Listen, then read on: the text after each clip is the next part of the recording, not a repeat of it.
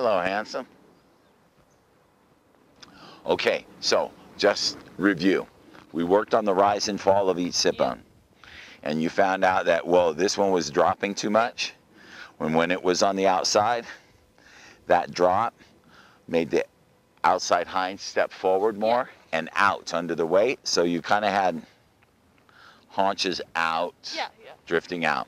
So you controlled that. Then you made sure that as your sit bone dropped, it didn't rock back. So that's two movements, 2 dimensions of the seat. The third dimension and the third movement is that you're going to move your pelvis left, right, left, right, left, right.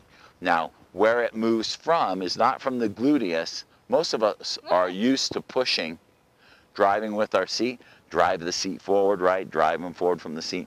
And we tighten in our lower back, and we tighten in the gluteus to do that. And we push, push, push. And then more often than not, we get back issues, right, from that. Every level, beginner and you know, FEI. So what we're gonna do, instead of using the gluteus to push the belly button, you're gonna pull it from here. Okay. Right? There are these 2 little muscles deep inside the hip joint called the gemellus and the obturator muscles. It's a little more detailed than that, but those are the ones. They're going to pull your belly button to the left from here, and they're going to pull it to the right from there. So it's like pull, pull. And what I want you to do is just put that movement in there, and then I'm going to ask you about, are you turning to the rising sit bone or the dropping? Okay? And that's before you go, that third movement, pull, pull, pull, pull, doesn't shift the weight aid, right? You don't have to shift your weight. You're not pushing. You're going to turn your belly button, left, right. And again, this is how you are going to control your seat, right? So he never controls it. He just influences it. Okay, off you go, and see if you can remember, it's pulling it to the left, pulling it to the right from the front of the hip joint.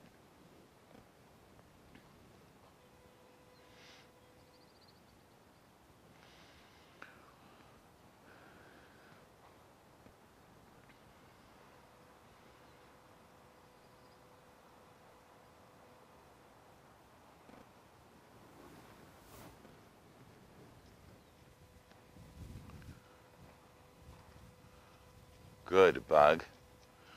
Now, this circle, I want you, can you feel the movement, right? You can. Now, it's not easy. There's a learning curve with the ability to do this. So it's not like a position where you're just in it and that's it.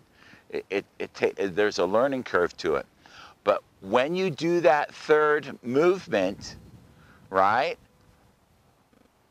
When you do that, it takes care of the other movements. Notice she's not rocking back on her sit bones, but she's not thinking about her sit bones, meaning she's not worried about not rocking back. So this third movement controls the other 2. Otherwise, we can think of it like this. If we just have the rise and fall of each sit bone and the rock back and forth, which most all riders do, watch video of anybody and watch the belt buckle or the snap on their britches, and it just goes up and down. There's very little of this. When we put that third movement in there, it takes care of those other 2. Otherwise, good focus, good focus. Now, I want you to ask yourself, are you turning towards the left sit bone when it's coming up or when it's dropping? Are you turning towards the right sit bone when it's coming up or when it's dropping? Dropping? Okay. What I want you to do, like changing a diagonal, I want you to pause and start up and turn it into the rising sit bone. So that would be left, right, left, right, left, right, left, right.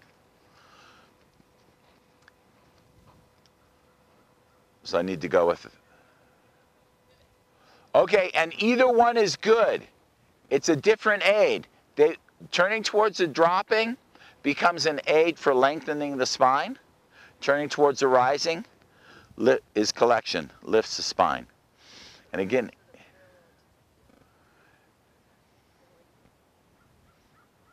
Yeah, and it's based on the hind feet and that force that's created when the horse pushes into the earth. The earth pushes back and that force travels through their skeleton. So, good, Bug. If we don't have this third movement in our seat, if we're not taught that, then to me, the picture that I see is like two scales, old-time scales, right? Weighted scales, one side to side, one front to back. And we can only balance, the only way we really balance those scales is with our hands and feet.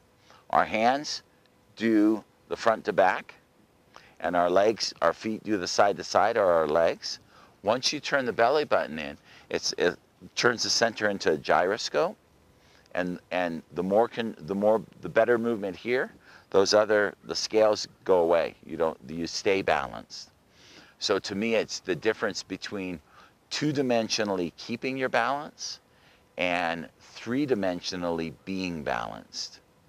And there's great science about the Euclidean planes in the pelvis, and there's 3 of them, and one of the movements based on the Euclidean plane is that you can pivot your pelvis off a vertical axis, left, right. In fact, it's designed into our movement. Good, Bug. How is that going? Good, really good. Now, can you feel you're turning into the dropping sit bones? Yep. So again, what I want you to do is pause towards the rising sit bone. So you'll be turning left, right, left, right.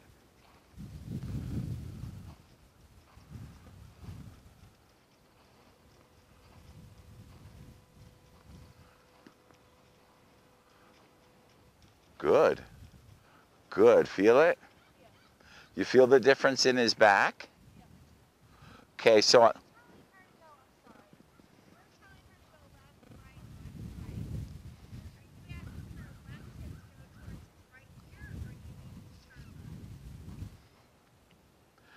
I'm referencing left, right, where her belly button's going. Left, right, left, right.